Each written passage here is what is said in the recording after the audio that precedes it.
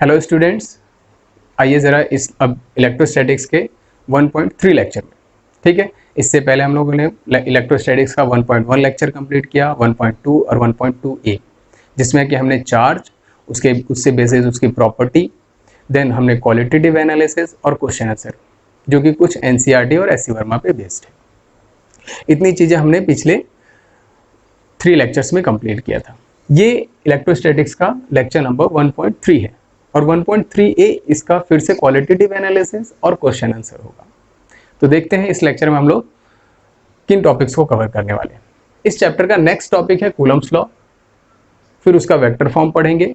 Next है electrical permittivity, जिसको कि हम एप्सिलॉन से डिनोट करते हैं। किससे डिनोट करते हैं? एप्सिलॉन से डिनोट करते हैं। उसके बाद है प्रिंसिपल ऑफ सुपरपोजिशन। ये 3 टॉपिक पढ़ने के बाद हमारा ये लेक्चर ओवर हो जाएगा। ओके, अब कूलम्स लॉ क्या है? कूलम्स एक लॉ है। कूलम्स क्या है? कूलम्स ने एक लॉ बनाया। लॉ किसके ऊपर बेस्ड है? इन्होंने लॉ बनाया कि फाइंड द मैग्नीट्यूड। इन्होंने क्या किया? मैग्नीट्यूड फाइंड किया। किसका? इलेक्ट्रिकल फोर्स के, इलेक्ट्रिकल चार्जेस के बीच में जो फोर्स लगता है, जो इलेक्ट्रिकल फोर्स है, उसका मैग्नीट्यूड का। देखिए, हमने क्या फर्स्ट लेक्चर में ये पढ़ा था कि अगर दो चार्जेस Q1 और Q2 दोनों अगर प्लस नेचर के हैं, दोनों सेम नेचर के हैं, तो एक दूसरे को क्या करेंगे? रिपेल करेंगे। तो एक दूसरे पे क्या लगाते हैं? फोर्स लगाते हैं। तो इस फोर्स का मैग्नीट्यूड कैसे आप बताएंगे? इस फोर्स का मैग्नीट्यूड कैसे आप बता सकते हैं कि कितना होगा? छोटा सा एग्जांपल लीजिए। अगर आप अपने फ्रेंड को एक बार पुश कर देते हैं या उसको खींच लेते हैं, तो आप अपने दोस्त से पूछिए कि आपने उसके ऊपर कितना फोर्स लगाया, तो क्या वो बता देगा? एक फिजिकल क्वांटिटी देगा आपको? एक क्वालिटेटिव एनालिसिस आपको एक क्वांटिटी दे पाएगा कि हाँ आपने मुझ पे 20 न्यूटन या 50 न्यूटन का फोर्स लगाया? नहीं, आप इसको कैलकुलेट आप नहीं कर सकते। तो इसको कैलकुलेट करने के लिए कूलम्स ने, जिनका पूरा नाम चार्ल्स ऑगस्टिन डी कूलम्स था, उन्हीं के नाम पे ये लॉ का नाम रखा गया है। उन्होंने इस फोर्स को बताने के लिए एक्सपेरिमेंट किया। क्या किया? एक्सपेरिमेंट किया। जैसे कि एक छोटा सा एग्जांपल लेते हैं, जो कि आपके लाइफ में कभी ना कभी स्कूल लाइफ में हुआ होगा। आपके फ्रेंड ने कभी ना कभी आपका हाथ ऐसे करके मोड़ा होगा, तो जितना वो मोड़ता है उतना ही आपका हाथ ट्विस्ट होता है, घूमता चला जाता है।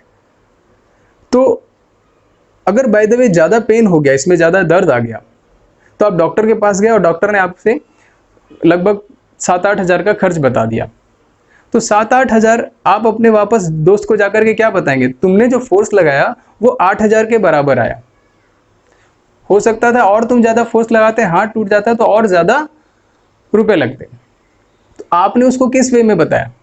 पैसे, अमाउंट के, एक रुपीस के अमाउंट में बताया कि जो फोर्स तुमने लगाया था उस फोर्स के बराबर मेरे को इतना रुपया देना पड़ा और मुझे एक 1-1.5 हफ्ते बहुत दर्द था।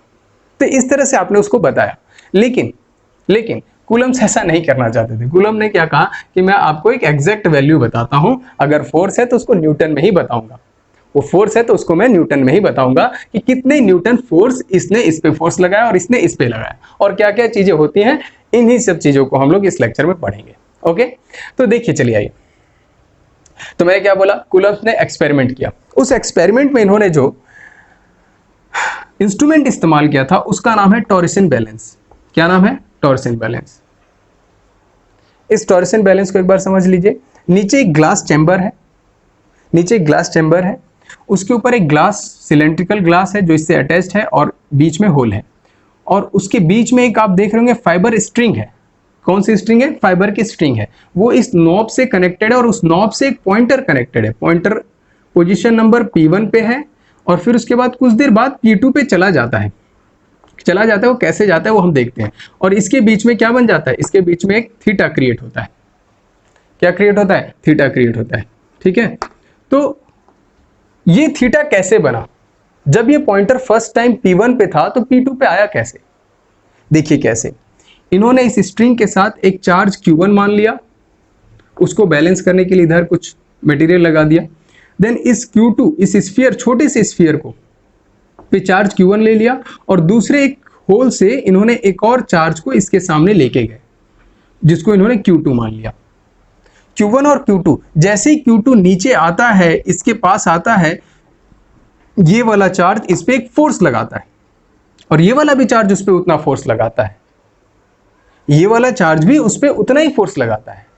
तो देखते हैं कि दोनों के दोनों एक दूसरे को पुश कर देते हैं। जैसे ही पुश करते हैं तो फोर्स इस डायरेक्शन में आता है और ये स्ट्रिंग जो बीच में एक जो कनेक्टिंग रॉड है इसमें ट्विस्ट आता है, यानी टॉर्क आ जाता है। क्या आता है भाई? टॉर्क आता है। और इस टॉर्क की वजह से इस फाइबर स्ट्रिंग में ट्विस्ट आ जाता है, एक घुमाव आ जाता है। जिस तरह से आपके दोस्त ने आपका हाथ मोड़ा था वैसे ये भी मुड़ गया। इसके मुड़ते ही जो पॉइंटर P1 पोजीशन पे था वो P2 पोजीशन पे आ गया और P2 पोजीशन पे आते हैं इनके बीच में एंगल क्रिएट हो गया, दैट इज कॉल्ड थीटा। तो एक कहीं ना कहीं इस थीटा का फॉर्मेशन इस फोर्स की वजह से हुआ है, यानी ये theta directly proportional to the force है। थीटा की वैल्यू को कूलम्स ने ऑब्जर्व किया, ऑब्जर्व करने के बाद फोर्स को डिफाइन किया। अब देखिए जरा, ये फोर्स किसकी वजह से? इन दो चार्जेस की वजह से, यानी ये दोनों चार्जेस का मैग्नीट्यूड इस पे डिपेंड करेगा, बिल्कुल करेगा, क्योंकि इन्हीं की वजह से है। नेक्स्ट, इनके बीच का डिस्टेंस जो है वो r फ्रॉम द सेंटर, कहां से लेंगे? सेंटर से लेंगे। तो इनके बीच का डिस्टेंस अगर घटाने और बढ़ाने से भी फोर्स के मैग्नीट्यूड पे चेंज आ रहा था, तो यानी r पे भी डिपेंड करेगा। तीसरी एक और चीज, जैसे ही आपने इस चार्ज को एयर से वाटर में लेके चले गए, यानी आपने किसको चेंज किया? मीडियम को चेंज किया, तब भी फोर्स की वैल्यू चेंज हो गई। यानी फोर्स किस पे डिपेंड कर रहा है आपका? फोर्स डिपेंड कर रहा है, first force depend on first charge magnitude पे, मैग्नीट्यूड ऑफ चार्ज या चार्ज मैग्नीट्यूड पे, चार्ज के मैग्नीट्यूड पे। दूसरा डिस्टेंस बिटवीन चार्जेस। तीसरा मीडियम बिटवीन चार्जेस। यानी इन तीनों पर फोर्स डिपेंड कर रहा है। तो ये सारी चीजें वहां पर हम लोग देखेंगे कि कैसे कैसे डिपेंड कर रहा है, किस तरीके से, कितना डिपेंड करता है, कितना इन सब पे ये डिपेंड कर रहा है फोर्स की वैल्यू।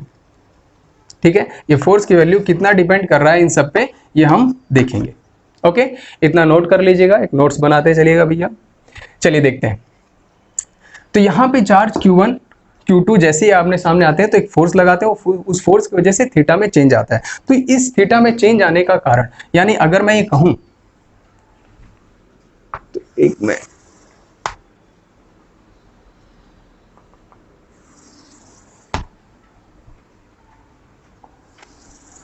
चलिए देखिए, तो मैंने क्या कहा? It means that theta is directly proportional to the force, क्योंकि फोर्स पे डिपेंड कर रहा है। तो हम ये थीटा मान लेते हैं। फर्स्ट उन्होंने क्या किया? Q1 और Q2 को लेट किया, मान क्या लिया उन्होंने? इसको 1 कूलम किया भी बाय कंडक्शन मेथड। आप दो स्फीयर्स लीजिए, सेम शेप साइज नेचर का, दोनों को एक पे रब कीजिए और रब करने के बाद दोनों को टच कीजिए, टच करने के बाद हटा दीजिए। तो जो चार्ज पहले वाले पे था रबिंग प्रोसेस से, वो कंडक्शन मेथड की वजह से दोनों पे बराबर बराबर हिस्से में डिवाइड हो गया होगा।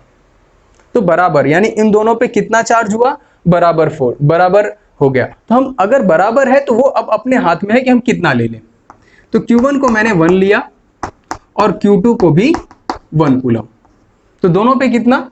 1 कूलम लिया। बराबर है, 2 भी हो सकता है, 3 2 भी हो सकता है, 4 भी हो सकता है, 5 भी हो सकता है। ठीक है, तो हम एक बार अभी बराबर लेकर के चलते हैं। तो जब दोनों चार्जेस का मैग्नीट्यूड 1 है तो देखा कि फोर्स की जो वैल्यू है यानी थीटा की वैल्यू, फोर्स की वैल्यू का मतलब थीटा की वैल्यू कितनी आती है? थीटा जैसे चार्ज आमने सामने आए, फोर्स ज्यादा हो गया, यानी फोर्स रिपल्शन, फोर्स लगा, यानी theta is directly proportional to the charge 1 and 2। जैसे ये इसके सामने आया तो ये वाला जो थीटा था वो थीटा 1 में कन्वर्ट हो गया। कितना हो गया? थीटा 1 की वैल्यू को अचीव करता है। कब? ये जब दोनों चार्जेस आमने सामने आते हैं।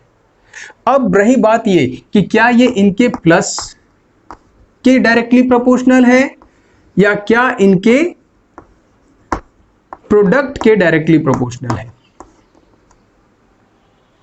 ये बात आती है। तो यहां पर हमने देखा कि अगर ये प्लस के ऊपर डिपेंड करता तो 1 + 1 = 2 कूलम्स के बराबर आता। अगर ये प्रोडक्ट पे डिपेंड करता तो 1 × 1 ये कितना आता? सिर्फ 1 कूलम पे डिपेंड करता। जब ये कंडीशंस थी तो थीटा कितना हम ऑब्जर्व किया गया था? थीटा 1। अब हमको नहीं पता कि ये किस पे डिपेंड कर रहा है, तो इन्होंने क्या किया कि Q2 चार्ज को बाहर निकाला। Q2 चार्ज को इन्होंने बाहर निकाला और इसके मैग्नीट्यूड को फिर हाफ कर दिया बाय कंडक्शन मेथड। यानी इन्होंने किसी एक ऐसे दूसरे सरफेस से, स्फीयर से टच किया जिसपे कि चार्ज पहले Q = 0 था। जैसे कंडक्टिंग प्रोसेस किया, कौन सा प्रोसेस? Conduction method. तो दोनों पे चार्ज क्या हो गया होगा? Q2 का आधा इसके अपने पास रह गया होगा और आधा इसके पास चला गया, यानी 0.5 चार्ज 0.5 कूलम इस पे और 0.5 कूलम इस पे आ गया होगा। क्लियर हो गई बात? अब फिर यहां पे डायरेक्टली प्रोपोर्शनल लीजिए। 0.5 + 1 अगर आप करते हैं तो ये 1.5 कूलम आता है और यहां पर 0.5 × 1 करते हैं तो ये 1/2 कूलम आता है। बट हम इससे अभी भी नहीं कह सकते हैं, लेकिन जैसे हमने ऑब्जर्व किया कि ये थीटा = थीटा 1/2 हो जाता है। कितना हो जाता है? ये थीटा = थीटा 1/2, यानी प्रीवियस वैल्यू से आधी हो गई, हाफ हो गई। जो पहले वैल्यू थी उसके बाद वो हाफ हो गई।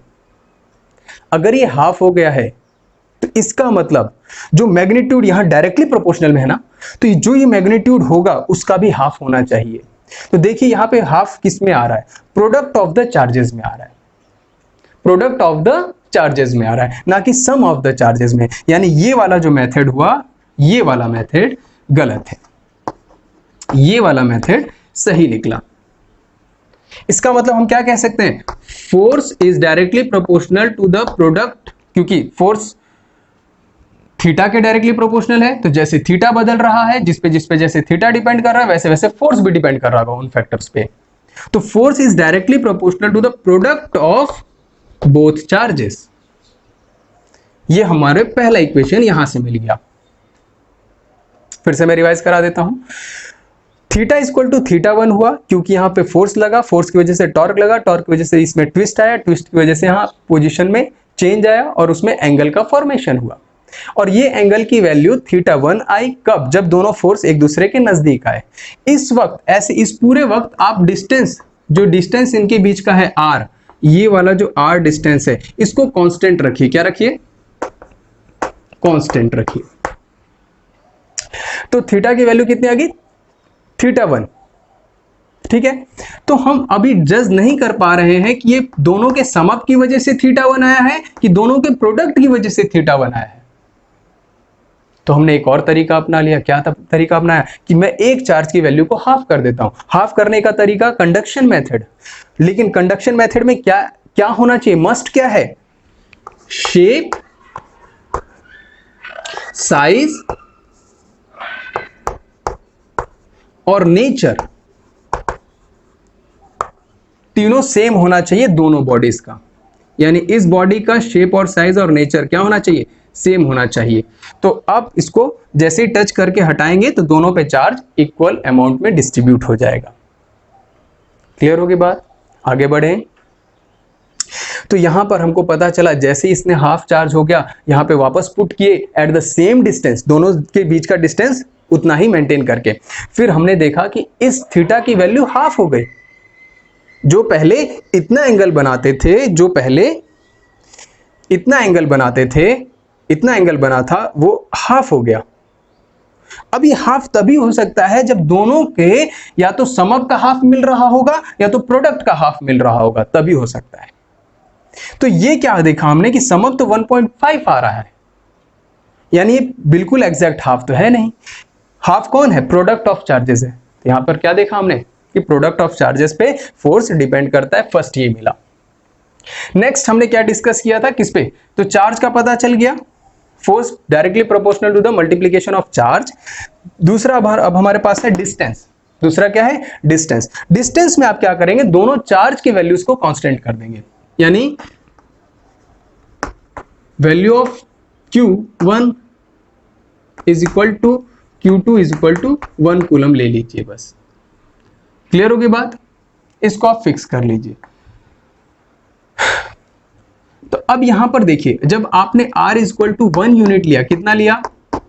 1 यूनिट लिया, तब थीटा इज इक्वल टू θ1 था। कितना था? θ1 था। जब आपने R is equal to 2 unit लिया, तब थीटा इज इक्वल टू कितना हो गया पता है? θ1 का 4 टाइम्स घट गया। θ1 का 4 टाइम्स घट गया। जब आपने R is equal to 3 unit लिया, यानी ये गैप जो है ना, आप कंटिन्यूअसली 1 यूनिट करके बढ़ा रहे हैं, और जैसे जैसे आप इसको बढ़ा रहे हैं वैसे वैसे थीटा की वैल्यू θ1 से θ1/4 हो गया, फिर उसके बाद 9 टाइम्स कम हो गया। देन आपने एक और एक्सपेरिमेंट करके देखा कि 4 यूनिट लिया, 4 यूनिट लेते ही थीटा की वैल्यू θ1/16 टाइम्स घट गया। तो जरा नोटिस कीजिएगा, क्या इस वैल्यू का यहां तो नीचे 1 का स्क्वायर वही होगा, इस वैल्यू का ये स्क्वायर है, ये इस वैल्यू का क्या है? स्क्वायर है, ये इस वैल्यू का क्या है? स्क्वायर है। और जैसे जैसे आप R को बढ़ा रहे हैं वैसे वैसे थीटा की वैल्यू घट रही है। आपने R को क्या किया? R बढ़ाए, थीटा घटा, R बढ़ाए, थीटा और घटा। आपने R 4 टाइम्स किया, थीटा 16 टाइम्स घट गया। और ये चीज नोटिस कर रहे हैं कि ये इसका स्क्वायर है। तो आपने क्या चीज बताया डिस्टेंस के बारे में लेकर के, कि थीटा हो या फोर्स इज इनवर्सली प्रोपोर्शनल। जब चीजें बढ़े और मैग्नीट्यूड को घटाए, कोई चीज बढ़ रही है और वो किसी को रिड्यूस कर रही है, तो इनवर्सली प्रोपोर्शनल आता है। कैसे आता है? इनवर्सली प्रोपोर्शनल आता है। तो force is inversely proportional to the R का स्क्वायर टाइम्स, R का स्क्वायर टाइम्स। ये चीज क्लियर हो गई? अब आगे बढ़े। तो हमने एक बार फोर्स को देखा, ये इक्वेशन नंबर 2 मिल गया हमको। अब दोनों इक्वेशन को कंबाइन कर देंगे तो आपको फोर्स का वैल्यू मिल जाएगा। क्या मिल जाएगा? फोर्स का वैल्यू मिल जाएगा। यानी आपने एक स्टेटमेंट भी दे सकते हैं, Coulomb's law states that the electrical force, the value of or the magnitude of force between two charges is directly proportional to the sum of to the product of charges and inversely proportional to the square of charges। यानी product के directly proportional charges का multiplication और inversely proportional to the R का square, distance between them. Okay, इतना समझ में आया? अब आगे बढ़े, चलिए देखिए। अब थर्ड है हमारे पास मीडियम। ठीक है, तो अब इन दोनों इक्वेशंस को मैं एक जगह लिख लेता हूं, बाकी इन सबको रफ कर दूं। अब इसकी कोई जरूरत नहीं है। यहां से हमने समझ लिया कि जो फोर्स में चेंज आ रहा है उसकी वजह से थीटा में चेंज आ रहा है। थीटा हमारे लिए कैलकुलेटेड वैल्यू है। थीटा आप इस स्केल पे मेजर कर सकते हैं। तो जैसे जैसे मेजर करेंगे वैसे वैसे आप फोर्स किस पे डिपेंड कर रहा है उसको आप बता सकते हैं। मेरे ख्याल से आपको आसानी से अब समझ में आ गया होगा। अब अंदर से एक मुस्कुराहट भी आ रही होगी कि वाह यार, ये इतना आसान था जिसे हम इतना टफ सोच रहे थे कि ये सारी चीजें आती कहां से हैं। तो एक एक्सपेरिमेंट से आता है। आप एक्सपेरिमेंट को समझ लीजिए, आपको सारे कॉन्सेप्ट्स क्लियर हो जाएंगे। आगे बढ़े, चलिए।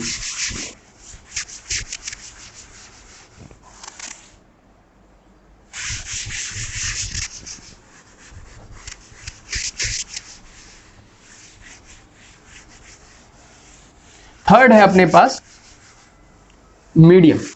क्या है? मीडियम। कि ये मीडियम को लेकर के कैसे होता है। तो हमारे पास दो इक्वेशंस आए थे। कौन कौन से इक्वेशन आए थे? फर्स्ट आया था force is directly proportional to the product of charges and force is inversely proportional to the square of distance between them. अब दोनों को कंबाइन किया, तो F is equal to proportional हट गया, तो यहां आ गया एक कांस्टेंट K, तो ये हो गया आपका Q1 Q2 अपॉन R का square. This is the formula of Coulomb's law. बहुत ही इंपॉर्टेंट फॉर्मूला है, इसको याद रखिएगा. ओके, अब यहां पे K क्या है? K है आपका electrostatics constant.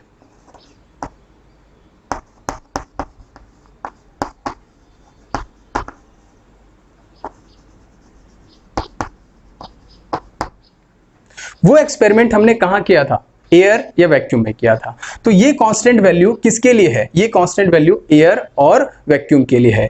Basically constant values होती क्या है? कांस्टेंट किस पे डिपेंड करता है? कांस्टेंट एक्सपेरिमेंट में नेचर की वजह से या उन इंस्ट्रूमेंट्स की वजह से जो एक कांस्टेंट मेंटेन करना पड़ता है, उसकी वजह से हमें कांस्टेंट वैल्यू लेते हैं. तो मीडियम इस कांस्टेंट वैल्यू को इफेक्ट करता है. देखिए, है तो वैसे ही कांस्टेंट. कांस्टेंट कब है? जब आप मीडियम कांस्टेंट रखते हैं. कब है ये कांस्टेंट वैल्यू? जब मीडियम आपका सेम हो.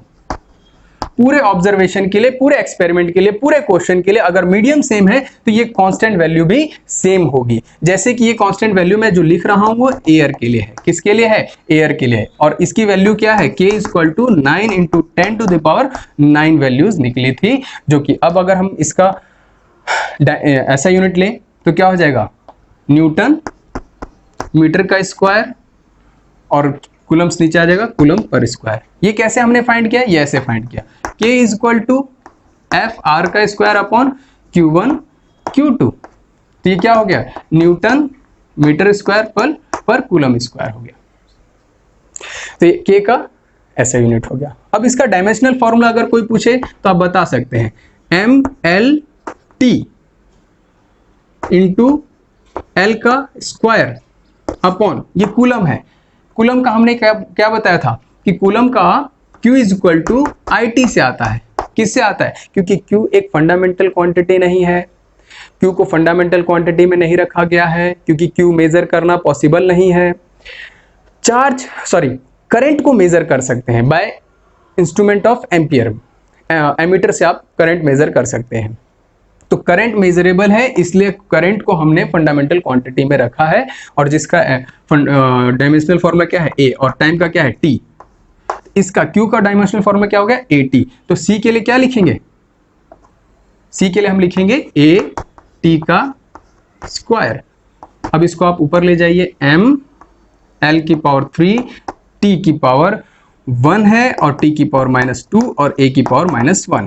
तो ये कितना हो गया? M L T की पावर -1 A की पावर -1. एक बार क्रॉस चेक कर लीजिए. अच्छा देखिए, हमने यहां पे न्यूटन का गलत हो गया. MLT -2 होता है ना? -2 होता है. वही मैं कहूं कि यहां क्यों कुछ बदला सा नजर आ रहा था मुझे. तो MLT -2, तो यहां पे क्या हो गया? -2. तो -2 था, ये भी माइनस, फिर ये 2 चला जाएगा तो क्या हो जाएगा? -4 हो जाएगा. क्लियर हो गया? MLT -2 L का स्क्वायर AT का होल स्क्वायर, M L की पावर 3 T की पावर -4 A की power -1. This is the dimensional formula of K. ऐसा ही भी देख लिया आपने, भी देख लिया. अब ये K की वैल्यू जो है मीडियम पे डिपेंड करती है. किस पे डिपेंड करती है? मीडियम पे डिपेंड करती है. कैसे डिपेंड करती है? कैसे डिपेंड करती है? इसको मैं रफ कर दूं.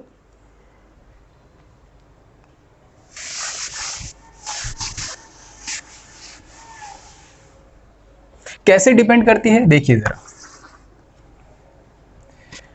फोर्स इन एयर F है. फोर्स इन एयर F है. और जैसे ही आपने इस चार्ज को उठा करके कहां लेके चले गए? वाटर में लेके आ गए.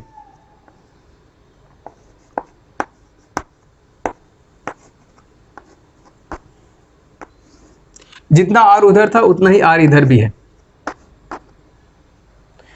तो अब ये फोर्स वाटर का हमको पता है डाइलेक्ट्रिक कांस्टेंट 81 होता है। कितना होता है? डाइलेक्ट्रिक कांस्टेंट 81 होता है।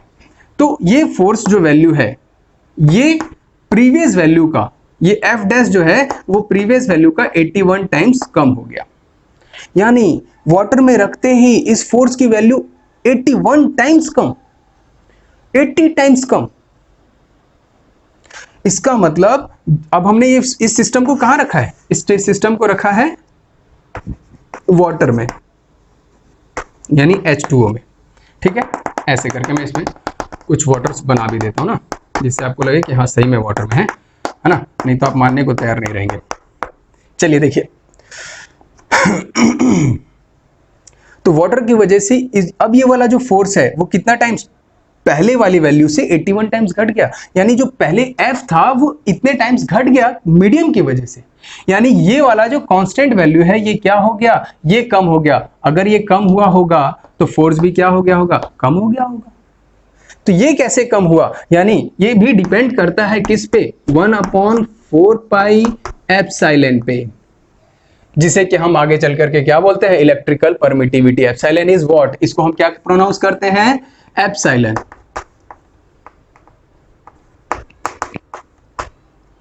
एप्सिलॉन आप देख लीजिएगा, एप्सिलॉन। अभी एप्सिलॉन 3 में लिखते हैं, 3 तरीके से हम इसको लिखते हैं। एप्सिलॉन, अगर एप्सिलॉन लिखा है तो ये मीडियम के लिए होता है। किसके लिए लिखा जाता है? मीडियम के लिए। अगर एप्सिलॉन नॉट हो तो ये है एयर के लिए, और अगर एप्सिलॉन आर लिखा हो तो ये कहते हैं relative permittivity, relative electrical permittivity.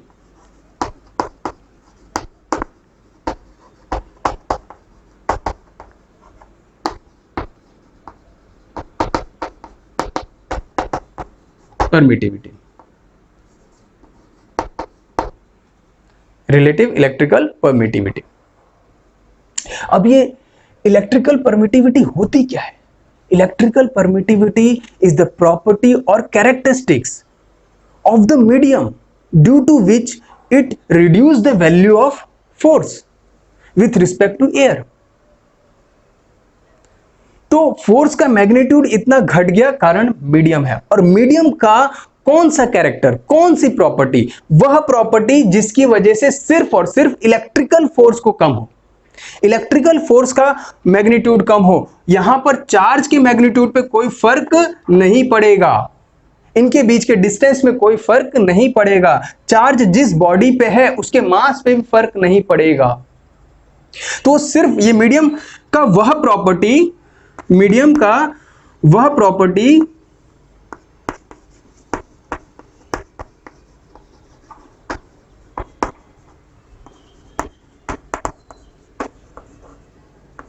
which affect or reduces the value electrical force।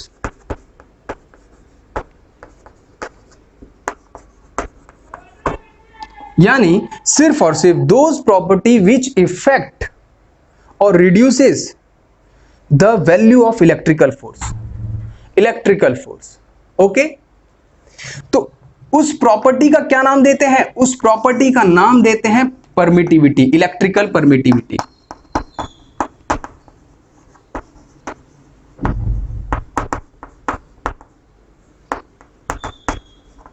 तो इलेक्ट्रिकल परमिटिविटी क्या हुई? Electrical permittivity is the property which effect और reduce the value of electrical force only and nothing else. किसी और चीज को कम नहीं करता। जैसे कि आप जब साइकिल चलाते हैं, रोड पे जब साइकिल चलाते हैं उस वक्त वेलोसिटी कुछ और होती है। आप जब ग्राउंड पे आ जाते हैं तो उस वक्त वेलोसिटी कम हो जाती है। ग्राउंड के बाद अगर आप किसी ऐसे एरिया में जहां चले गए जहां पूरा सैंड ही सैंड है, बालू ही बालू है, तो आपकी वेलोसिटी और कम हो गई। तो तीनों मीडियम में आपके किस कैरेक्टर के ऊपर, किस फिजिकल क्वांटिटी पे फर्क पड़ता है? वेलोसिटी पे फर्क पड़ता है। आपके मास के ऊपर फर्क नहीं पड़ेगा।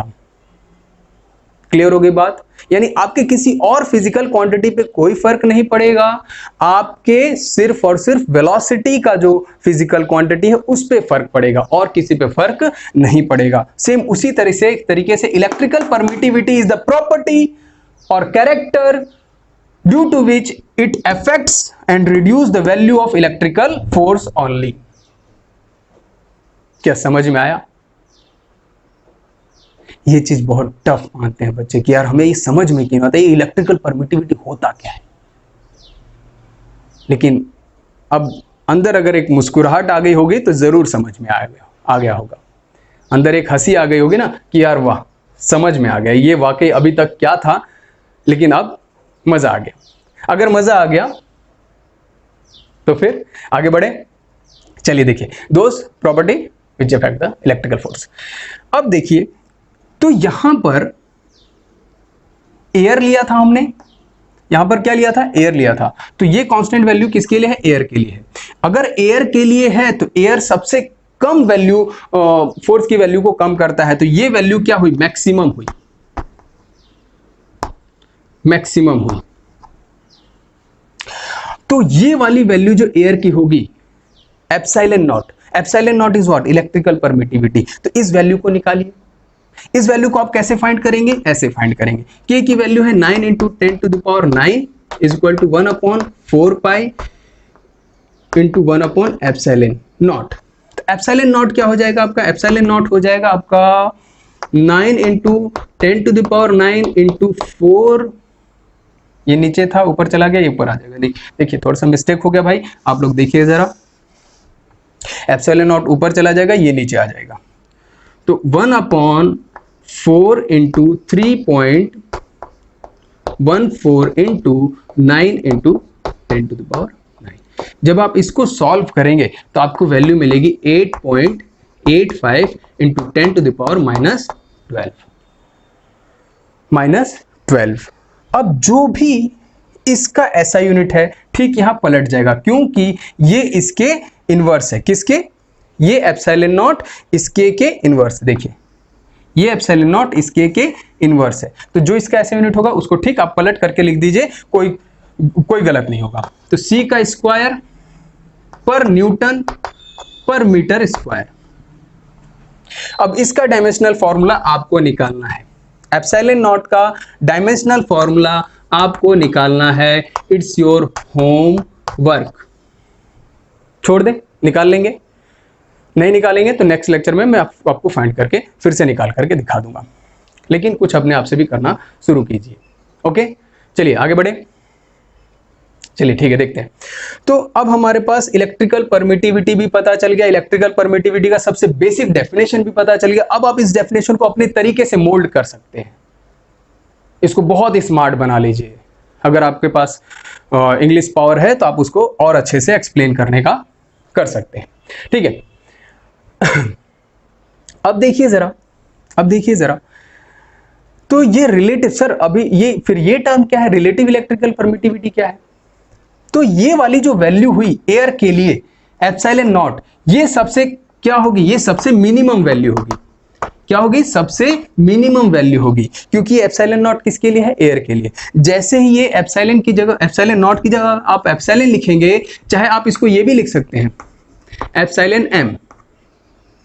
तो एप्सिलॉन एम फॉर मीडियम, रेयर than, other than air, air को छोड़ करके। तो इसकी वैल्यू अब एप्सिलॉन नॉट से बड़ी होगी।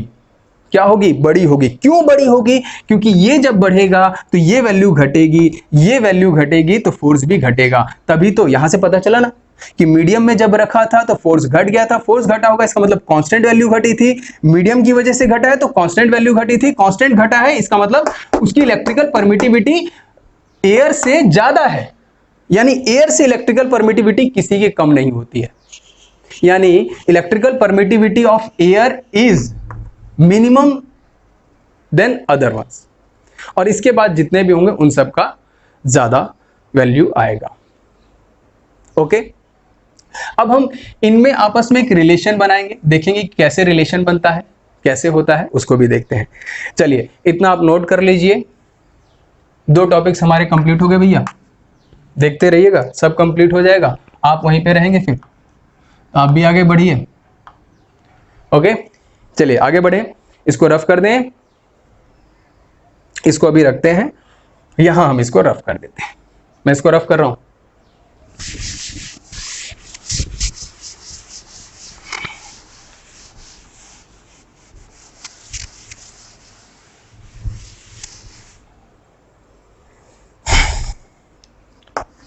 नेक्स्ट देखिए जरा,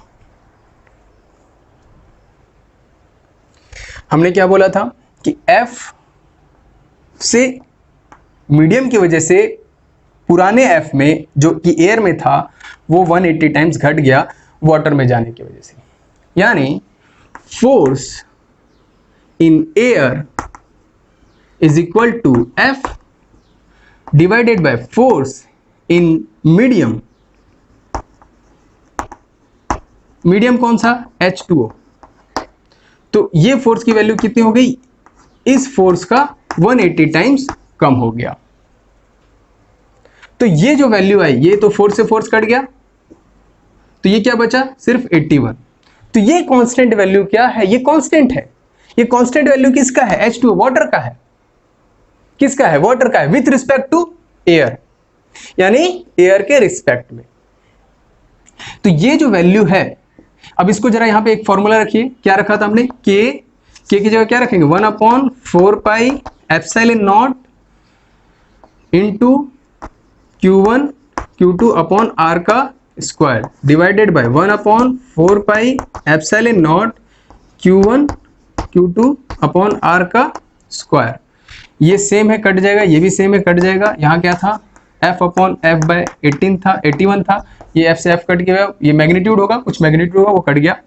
यहाँ पर 1/4 पाई कट गया, 1/4 पाई कट गया। तो यहाँ पे एप्सिलॉन नॉट था, मीडियम की वजह से यहाँ पे क्या लिखेंगे? M लिख सकते हैं, चाहे M नहीं भी लिखेंगे तब भी वो मीडियम का ही माना जाएगा।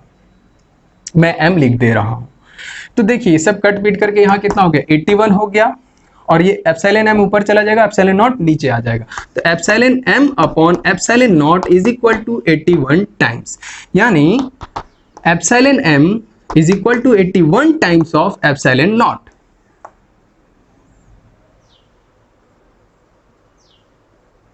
तो ये वाली वैल्यू क्या है? यही तो आपकी रिलेटिव परमिटिविटी है, रिलेटिव परमिटिविटी है। और इसी को आगे चल करके हम कहेंगे डाइलेक्ट्रिक कांस्टेंट।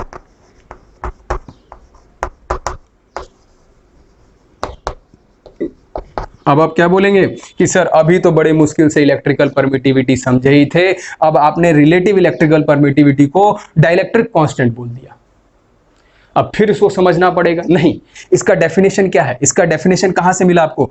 आप इसका डेफिनेशन दो तरीके से लिख सकते हैं, लिखिएगा। It is the ratio of electrical permittivity of medium with respect to the electrical permittivity of air. It is the ratio, आप लिख सकते हैं, लिख लीजिएगा।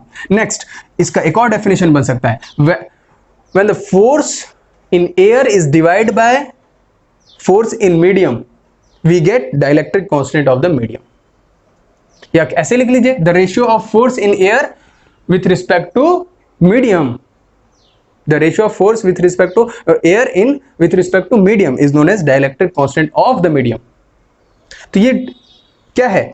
इलेक्ट्रिकल परमिटिविटी है। यानी यहां से आपके पास एक रिलेशन क्या बन के आता है? ये रिलेशन बन के आता है कि epsilon M is equal to, इसको यहां लेके आ जाइए, epsilon R into epsilon naught. Clear होगी बात? चलिए देखते हैं। मुझे एक चीज याद आ रहा है, जब मैं पहले क्लास लिया करता था तो बच्चे पूछा करते थे कि सर कि ये जो K की वैल्यू है, देखिए यहां तक हमने काफी कुछ पढ़ा दिया आपको, ध्यान दीजिएगा, काफी कुछ हमारा कंप्लीट हो गया। तो ये हमारा रिलेटिव इलेक्ट्रिकल परमिटिविटी है, ये एयर का है, ये मीडियम का है। लिख लेंगे आप, मैंने पहले लिखा था, आप लिख लीजिएगा, ठीक है। अब देखिए जरा, बच्चे पूछते हैं सर ये K is equal to 1/4 pi into epsilon क्यों होता है? इंटू एप्सिलॉन क्यों होता है? ये 1/4 पाई कहां से आया? तो ये 1/4 पाई 1/4 पाई कहां से आया? देखिए, जब हम दो चार्जेस लेते हैं जब हम दो चार्जेस लेते हैं, क्या मैं इसको रफ कर दूं? अब हमें कुछ कूलम्स लॉ का जो इंपॉर्टेंट है उनको भी लिख देंगे। तो कूलम्स लॉ क्या बोलते हैं कि दोनों चार्ज पॉइंट चार्ज होने चाहिए। क्या होने चाहिए?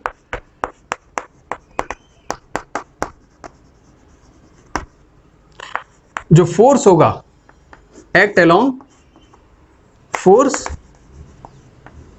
Always act along line joining of the charge होगा। तीसरा, फोर्स अगर आप इसको 1 मानते हैं और इसको 2 मानते हैं तो दोनों का दोनों फोर्स एक दूसरे के बराबर होंगे, बट ऑपोजिट इन डायरेक्शन होंगे, जो कि न्यूटन्स के थर्ड लॉ को ओबे करते हैं, मानते हैं। यानी every action have equal reaction, even the charge, the magnitude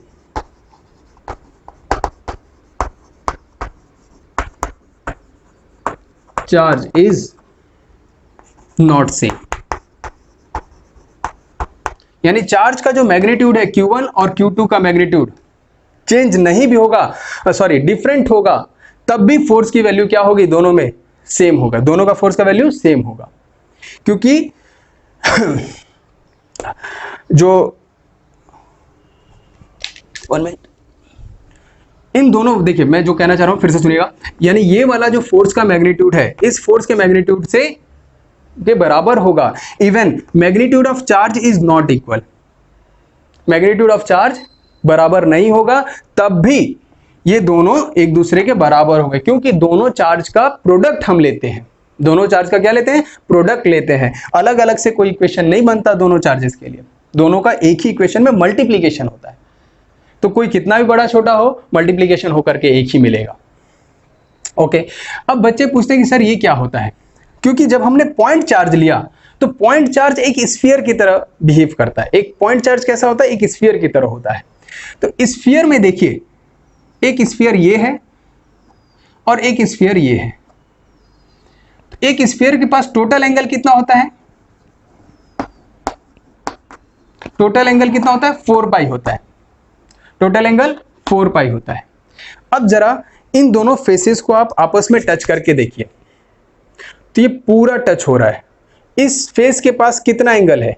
90, then इधर 90, यानी इस फेस के पास 180 एंगल है, इस फेस के पास भी 180 एंगल है। जब ये आपस में टकराएंगे तो कितना टकराएगा? 180 एंगल टकराएगा, दोनों का पूरा फेस टकराएगा। लेकिन अगर ये फेस ऐसे हो जाए, जस्ट लाइक दिस, तो जो पहले 180 था, आपस में 180 एंगल टकरा रहे हैं, लेकिन अब कितना टकरा रहा है? पूरे एंगल का 1, पूरे एंगल का सिर्फ 1। उसी तरीके से इसमें भी सिर्फ और सिर्फ पूरे 4 पाई का कितना एंगल सामने आता है? एक दूसरे के 1 एंगल सामने आता है। तो पूरे एंगल का कितना होगा यहां पे? 4 पाई, क्योंकि इफेक्ट सिर्फ और सिर्फ सामने वाला ही डालता है। इसके बाद जो इलेक्ट्रिकल फील्ड्स की लाइंस होती हैं वो स्कैटर्ड होती हैं। इसके बाद सब स्कैटर्ड होती हैं। इलेक्ट्रिकल फील्ड लाइंस क्या होती हैं, मैं इसको ठीक नेक्स्ट टू नेक्स्ट लेक्चर में समझाऊंगा। तो अभी आप बस सुन लीजिए कि ये जो फोर्स लगाता है वो लिखा भी है कि लाइन ज्वाइनिंग पे होना चाहिए। तो लाइन ज्वाइनिंग पे तो सिर्फ एक ही फोर्स एक्ट करके जाएगा ना, तो एंगल कितना इस्तेमाल होगा? 1/4 पाई। और ये वैल्यू जब बढ़ती है तो ये वैल्यू घटती है, इसलिए इसके इनवर्स में आ गया। ये भी नॉलेज समझ में आ गया आपको? चलिए ठीक है, आगे बढ़ते हैं। तो आपने फोर्स कूलम्स लॉ का डेफिनेशन लिखा? मेरे ख्याल से हमने अभी तक कूलम्स लॉ का डेफिनेशन नहीं लिखा है, लेकिन इलेक्ट्रिकल परमिटिविटी हो गया। अब देखिए कूलम्स लॉ का डेफिनेशन आप लिख लीजिए, मैं इसको रफ कर देता हूं। रफ कर दूं? Okay.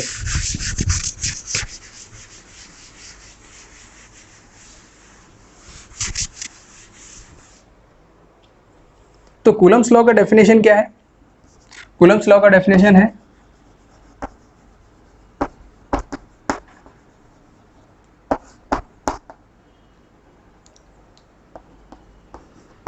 it states that the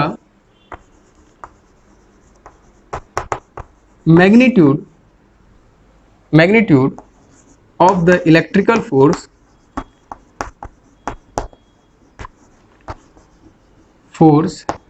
is directly proportional to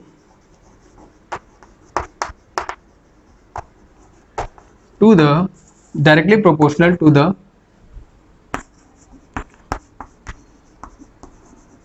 product of charges and inversely proportional to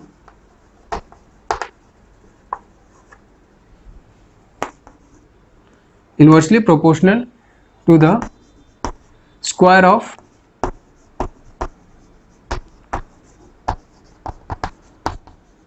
distance between them from center.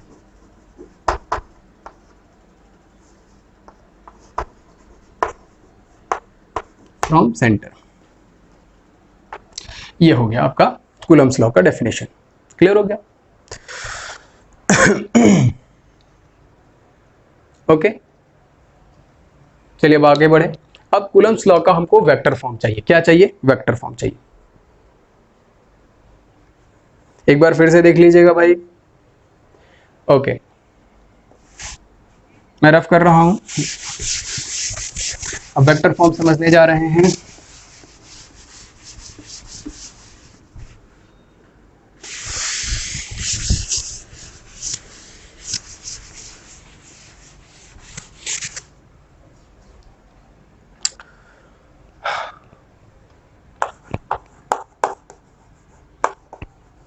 Vector form of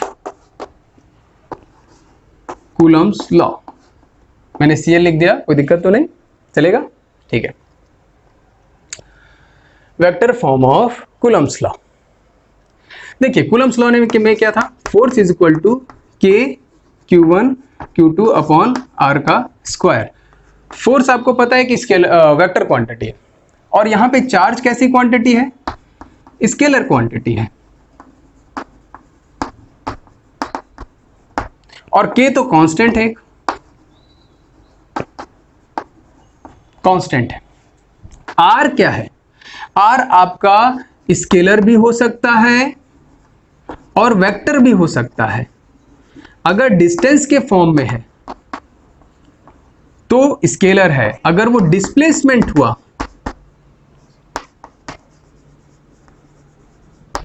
तो वो एक वेक्टर है। तो ये है क्या? स्केलर या डिस्टेंस नहीं होता, क्योंकि ये शॉर्टेस्ट डिस्टेंस होता है दोनों चार्ज के बीच का। शॉर्टेस्ट डिस्टेंस होता है फ्रॉम द सेंटर। तो ये शॉर्टेस्ट डिस्टेंस है, तो क्या है? वेक्टर क्वांटिटी है। बस इसको अब देखिए, बस इसको आप वेक्टर में रिप्रेजेंट कर दीजिए, आपका पूरा का पूरा इक्वेशन वेक्टर में चला जाएगा, क्योंकि फोर्स तो पहले से ही वेक्टर में था। आर आपका दो चीजों में था, एक तो स्केलर भी हो सकता था और वेक्टर भी हो सकता था, लेकिन ये डिस्टेंस तो है नहीं। It's a shortest distance between the charges, so it's become a displacement, and displacement is a vector quantity. Clear होगी बात? तो देखिए, मुझे सिर्फ इसको वेक्टर फॉर्म में रिप्रेजेंट करना है। किसको? सिर्फ इसको वेक्टर फॉर्म में रिप्रेजेंट करना है। तो इसको वेक्टर फॉर्म में रिप्रेजेंट करना है, और किसी को वेक्टर फॉर्म में रिप्रेजेंट करने का मतलब क्या होता है कि वेक्टर के पास मैग्नीट्यूड होता है और उसके पास डायरेक्शन भी होता है। तो अगर किसी क्वांटिटी के पास मैग्नीट्यूड हो जाए और उसका डायरेक्शन भी फिक्स हो जाए, तो वो क्वांटिटी कैसी हो जाएगी? उस क्वांटिटी का रिप्रेजेंटेशन किस में आ गया? वेक्टर में आ गया। क्योंकि आप वेक्टर में पढ़ते हैं कि अगर ये ए ऐसे लिखा है तो इसको स्केलर बोलते हैं, अगर इसी ए के ऊपर एक ऐसे लिख दिया तो इसको वेक्टर बोलते हैं। तो ये इसका वेक्टर फॉर्म ही तो है। लेकिन इसके पास सिर्फ मैग्नीट्यूड होता है, इसके पास मैग्नीट्यूड भी होता है और प्लस डायरेक्शन भी होता है। तो डायरेक्शन, लेकिन दोनों का मैग्नीट्यूड सेम है आपस में, तो इसके पास एक्स्ट्रा क्या है? सिर्फ डायरेक्शन। इसका मतलब देखिए जरा इधर कि एक पर्सन जब किसी जगह पे खड़ा है तो उसके पास बहुत सारे डायरेक्शंस में जाने का ऑप्शन है, बहुत सारे डायरेक्शंस में जाने का ऑप्शन है। लेकिन अगर वो पर्सन खड़ा है कोई, और अगर वो पर्सन एक कदम किसी एक पर्टिकुलर डायरेक्शन में उठाता है तो आपको दिखता है कि ये सिर्फ और सिर्फ इस डायरेक्शन में जाने की कोशिश कर रहा है। अगर उसने इधर कर दिया तो वो इधर जाने की कोशिश कर रहा है, अगर उसने इधर कर दिया तो हमको हर एक डायरेक्शन में जाने के लिए सिर्फ पहले स्टेप का पता होना चाहिए कि वो किस डायरेक्शन में है। यानी मुझे वेक्टर फॉर्म में रिप्रेजेंट करने के लिए, कूलम्स को वेक्टर फॉर्म में रिप्रेजेंट करने के लिए हेल्प कौन करने वाला है? Unit step. यूनिट स्टेप का मतलब यूनिट वेक्टर। कौन? Unit vector. यानी अगर इसने इस डायरेक्शन में एक स्टेप लिया, वन स्टेप, तो उसको हम क्या कहेंगे? Unit vector. और यूनिट वेक्टर क्या होता है? यूनिट वेक्टर के पास सिर्फ एक मैग्नीट्यूड होता है, स्टेप इन नॉर्थ, तो उसके पास डायरेक्शन भी आ गया, एक स्टेप इन नॉर्थ। तो क्लियर हो गया ना कि ये किधर जा रहा है? इधर जा रहा है। यानी अगर आप किसी क्वांटिटी के साथ यूनिट वेक्टर का मल्टीप्लिकेशन कर दें तो वह क्वांटिटी वेक्टर में अपने आप रिप्रेजेंट हो गई। तो ठीक है, चलिए अब इसमें डायरेक्शन कौन दे रहा है? आर दे रहा है। तो आर में एक यूनिट वेक्टर जोड़ दीजिए, आपका पूरा का पूरा फॉर्म किसमें कन्वर्ट हो जाएगा? यूनिट वेक्टर में हो जाएगा। सिंपल सा है। तो देखिए जरा, चलिए मैं इसको कोऑर्डिनेट सिस्टम पे थोड़ा सा ले लेता हूं, जिस तरीके से आपके बुक में दिया होता है। यहां पे चार्ज Q1 है एट डिस्टेंस R1, यहां पे चार्ज आपका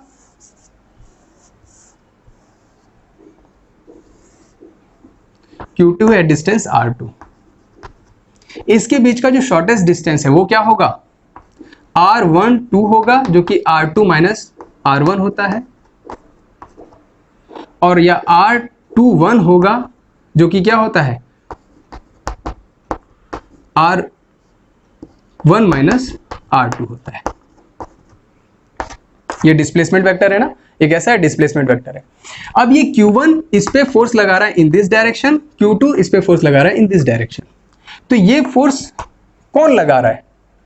1 लगा रहा है। किस पे लगा रहा है? 2 पे लगा रहा है। तो फोर्स ऑन 2 बाय 1 लिखेंगे। इसको क्या लिखेंगे? फोर्स ऑन 1 बाय 2 लिखेंगे। अब ये इस पे फोर्स लगाने गया तो चल के कौन किधर से जाएगा?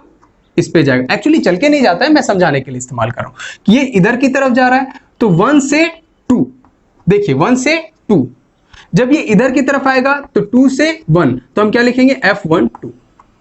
दोनों में जस्ट अपोजिट कह रहा हूं मैं। तो इसको क्या कहते हैं? फोर्स, इसको कहते हैं F21 को कहेंगे आप फोर्स ऑन 2 बाय 1। क्लियर हो गई? और F12 को क्या कहेंगे? Force on 1 bye 2। क्लियर हो गया? उसी तरह से R from 1 to 2, R from 1 to 2, R from 2 to 1, यानी R to 1 लिख लेंगे। बार बार इसको सुनिएगा और इसको अच्छे से लिख लीजिएगा। तो ये चीज हमारा फोर्स है, और इस फोर्स में अब डिस्टेंस क्या रह गया? R12 या R21। तो F21 को लिखने के लिए मैं क्या लिखूंगा? कि Q1 Q2 अपॉन R12 का स्क्वायर इनटू, अब इसको वेक्टर में रिप्रेजेंट करना है तो इसका एक यूनिट वेक्टर ले लीजिए, R12 का यूनिट वेक्टर। और यूनिट वेक्टर का फॉर्मूला क्या होता है भाई? यूनिट वेक्टर का फॉर्मूला होता है R is equal to R cap is equal to R vector upon R। अब देखिए जरा, इसके पास भी उतना ही मैग्नीट्यूड है, प्लस डायरेक्शन है, नीचे भी मैग्नीट्यूड है और डायरेक्शन नहीं है, तो मैग्नीट्यूड से मैग्नीट्यूड कट जाता है, तो यहाँ 1 विथ डायरेक्शन आ जाता है, जैसे कि 1D भी कह सकते हैं आप। तो R unit vector is equal to 1D, 1 magnitude with fixed direction. Okay, आगे बढ़े। तो ये इसका फॉर्मूला यहां पे से लिया करके यहां पे रख दीजिए। F21 is equal to K Q1 Q2 upon R12। R12 को क्या लिख सकते हैं आप? R2 माइनस R1 का स्क्वायर। मॉड ले लीजिए, मॉड के बाहर जो भी आएगा पॉजिटिव आएगा, वैसे भी स्क्वायर लगा है वो भी पॉजिटिव कर देगा। R यूनिट वेक्टर का क्या लिखेंगे? R12 का दिस अपॉन R12, नहीं नीचे नहीं, नीचे सिर्फ मैग्नीट्यूड रहता है। तो F21 कितना हो गया? आपका हो गया F12।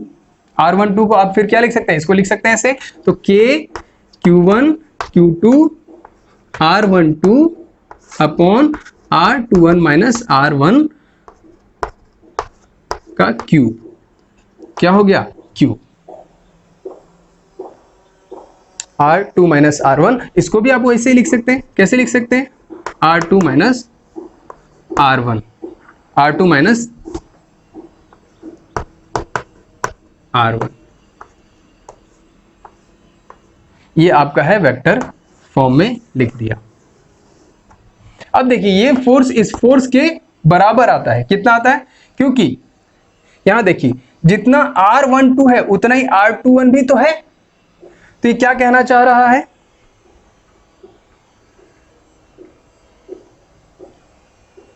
मैं इसको रफ कर दूं।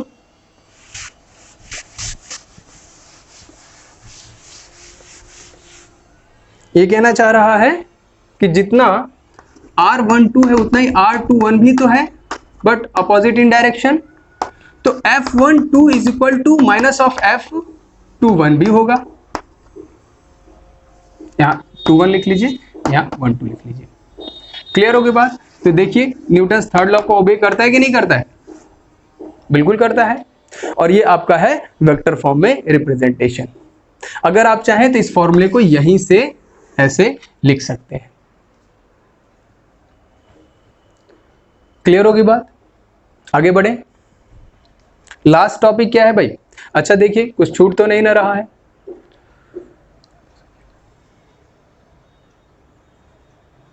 ठीक है,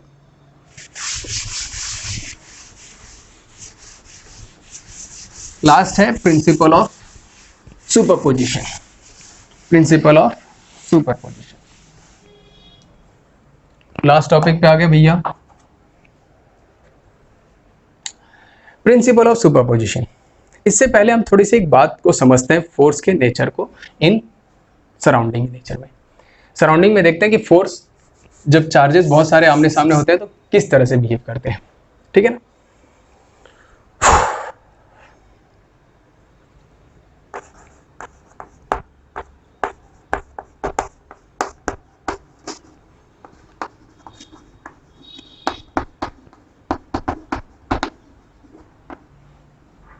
प्रिंसिपल ऑफ सुपरपोजिशन। ठीक है, देखिए प्रिंसिपल ऑफ सुपरपोजिशन क्या कहता है।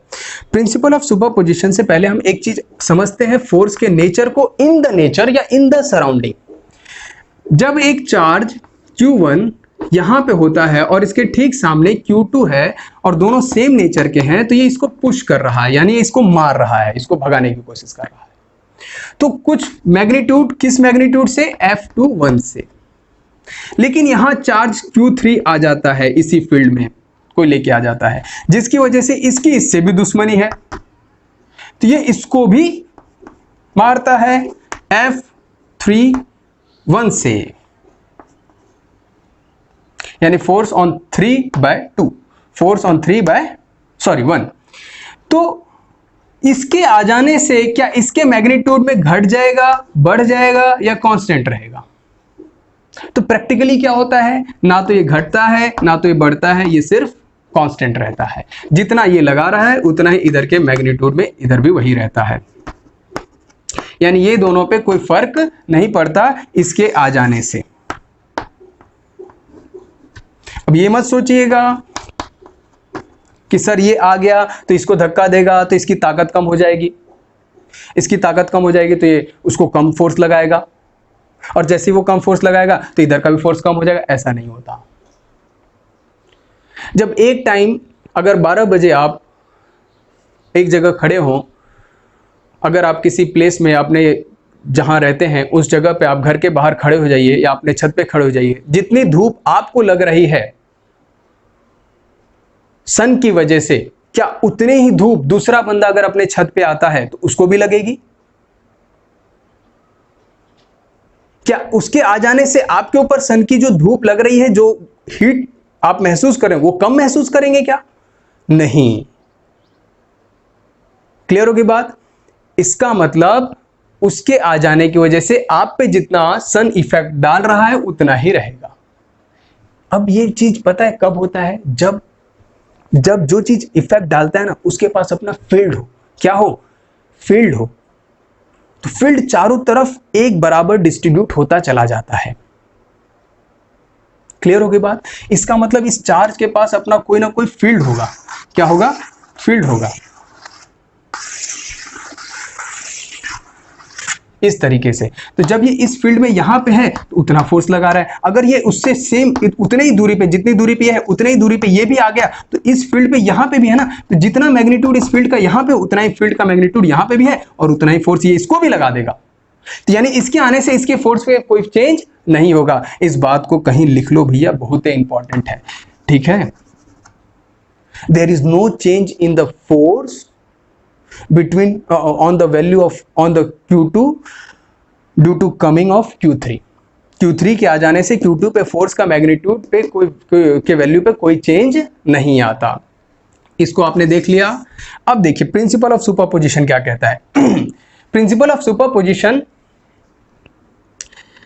ये कहता है कि प्रिंसिपल ऑफ सुपरपोजिशन ये कहता है, यानी इस प्रिंसिपल ऑफ सुपरपोजिशन इस के डेफिनेशन से ये बात निकल के आती है कि जब कभी एक Q0 चार्ज यानी Q1 चार्ज मान लीजिए बीच में है और इसके आसपास बहुत सारे चार्जेस हैं, Q1 है, सॉरी Q2 है, Q3 है, इधर Q4 है, इधर Q5 है।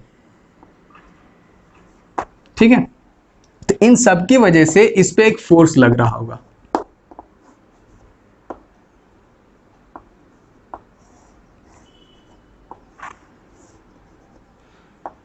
तो देखिए जरा, ये कौन सा फोर्स है? F15 है, ये F14 है, ये F13 है और ये F12 है।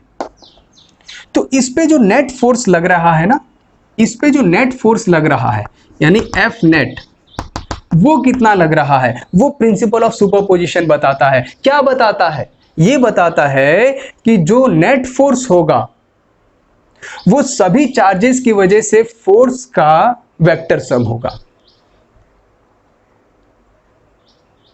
प्रिंसिपल ऑफ सुपरपोजिशन ये कहता है कि किसी भी बॉडी पे, किसी एक सिंगल पॉइंट पे बाकी सभी पॉइंट चार्ज की वजह से जो नेट इफेक्ट आएगा वह सम होगा। अगर इफेक्ट वेक्टर क्वांटिटीज हैं तो वेक्टर सम होगा, अगर इफेक्ट स्केलर क्वांटिटी है तो स्केलर सम होगा। क्योंकि हम जब इलेक्ट्रिक पोटेंशियल पढ़ेंगे तो इस Q0 पे बाकी सब Q की वजह से जो इलेक्ट्रिक पोटेंशियल यहां पे कैलकुलेट करेंगे, इलेक्ट्रिक पोटेंशियल, क्योंकि हर एक चार्ज, इलेक्ट्रिक पोटेंशियल कैसा होता है भाई? इलेक्ट्रिक पोटेंशियल एक स्केलर क्वांटिटी है, पोटेंशियल एक स्केलर क्वांटिटी है। तो इस पे नेट पोटेंशियल फाइंड करेंगे by the addition of scalar quantity.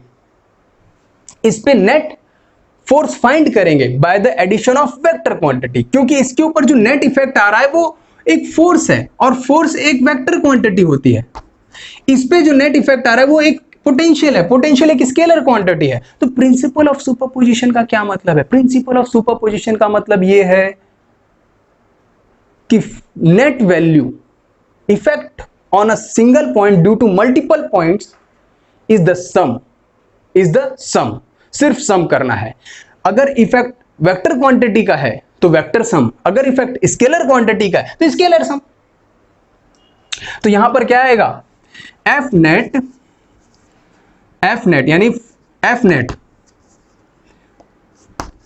The magnitude of net force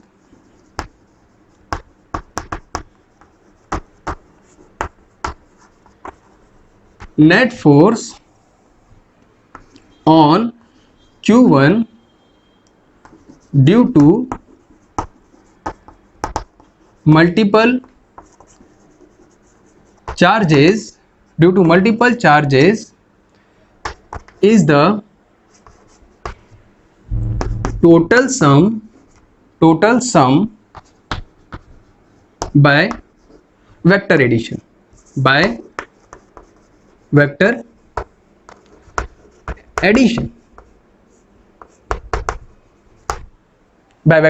यानी एफ नेट नहीं है, ये क्या है, प्रिंसिपल ऑफ सुपरपोजिशन है। इसको मैं लिखता हूं पीओएस। पीओएस क्या कहता है, the magnitude of net force on Q1, या आप ये लिखिए on single point charge due to multiple charge is the total sum by vector addition. क्योंकि ये इफेक्ट कैसा इस पे आ रहा है, वेक्टर क्वांटिटी का आ रहा है, फोर्स का आ रहा है, इस पे इफेक्ट कैसा आ रहा है, स्केलर का आएगा, तो वेक्टर उधर पे हम क्या करेंगे, स्केलर एडिशन करेंगे। ये बात समझ में आई? तो आज के लेक्चर में बस इतना ही। अगर लेक्चर अच्छा लग रहा है, समझ में आ रहा है, so my channel is totally depend on you. कहने की बात सिर्फ इतनी है, it's totally depend on you. So what you want to do with my channel, it's totally depend on you. Okay, चलिए आज का लेक्चर यहीं पे ओवर करते हैं, और नेक्स्ट लेक्चर में हम इन पे बेस्ड क्वेश्चंस लगाएंगे और क्वालिटेटिव एनालिसिस करेंगे। क्लियर होगी बात? चलिए देखिए। Okay, thank you.